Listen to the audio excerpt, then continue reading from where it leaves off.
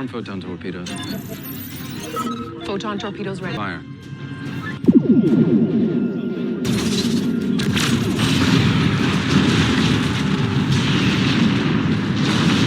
Spot the bridge. How's it going out there, everyone? This is W.F.S. Screenrant really loves Star Trek Discovery. Look at this article here. U.S. Discovery is better than the U.S.S Enterprise in one big way.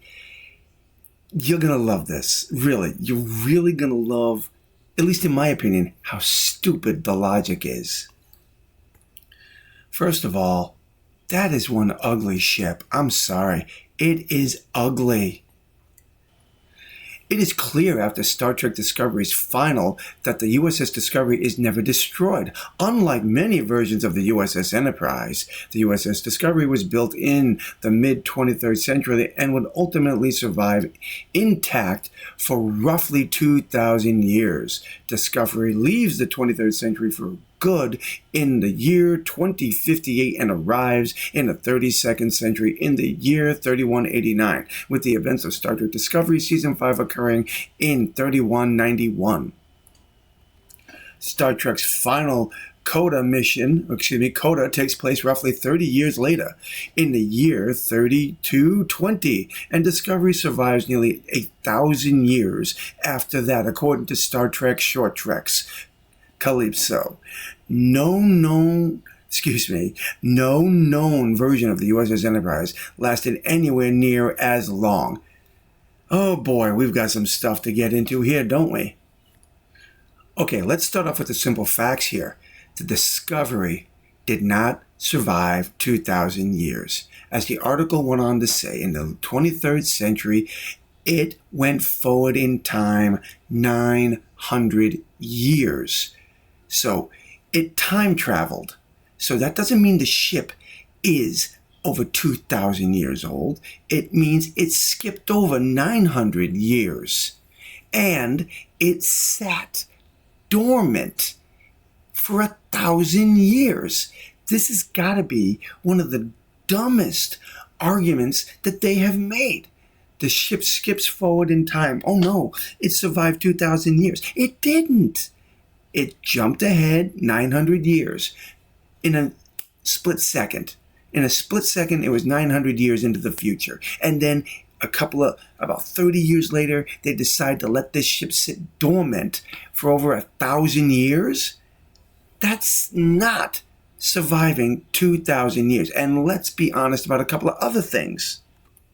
Let's start off with the U.S.S Enterprise from the original series retrofit for the movies. This ship has gone through more things than I feel Discovery ever has, and created a great legacy for the Star Trek universe, unlike Discovery, who has a history of trying to rewrite previous history and take credit for things that other ships and other characters did, like the Great Barrier. In one article and in one episode of Discovery, they tried to claim that the U.S.S Discovery was the first vessel to go through the Great Galactic Barrier. And as I've covered in previous videos, that is not the case. The Enterprise, with the Kelvins, went through the Great Galactic Barrier. Discovery did not do that first. Stealing someone else's legacy is Discovery's legacy.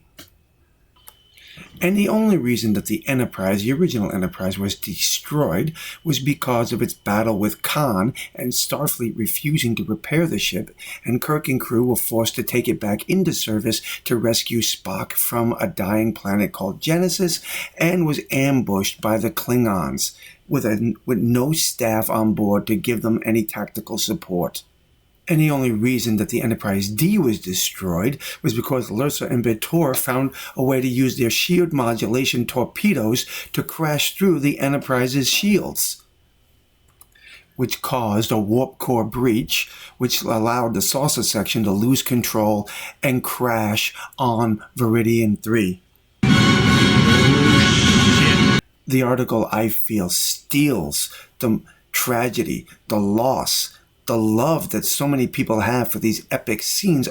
Discovery does not deserve the respect and honor that Enterprise D and the original Enterprise deserve.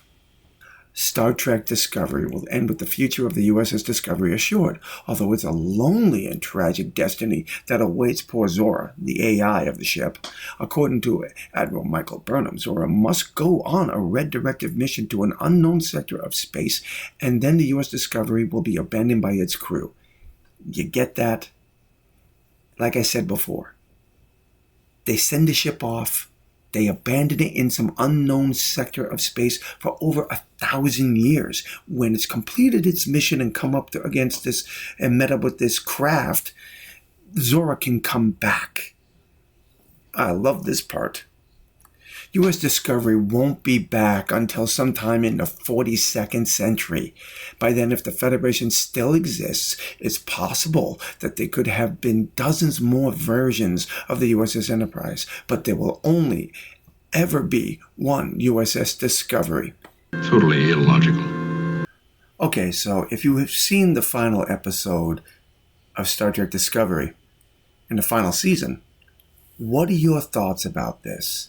I personally think that Screenrant is giving Star Trek Discovery way more than it deserves. The U.S.S Discovery did not last 2,000 years. It skipped over 900 years. The age of the ship still remains the same.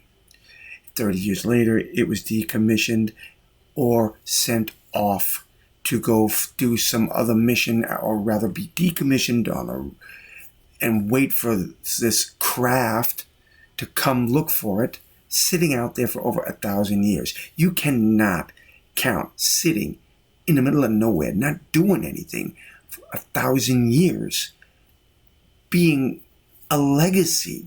There's nothing to this. This ship wastes its time, sits out there and does nothing. I'm sorry. I think Screenrant really is playing this for far more than it deserves.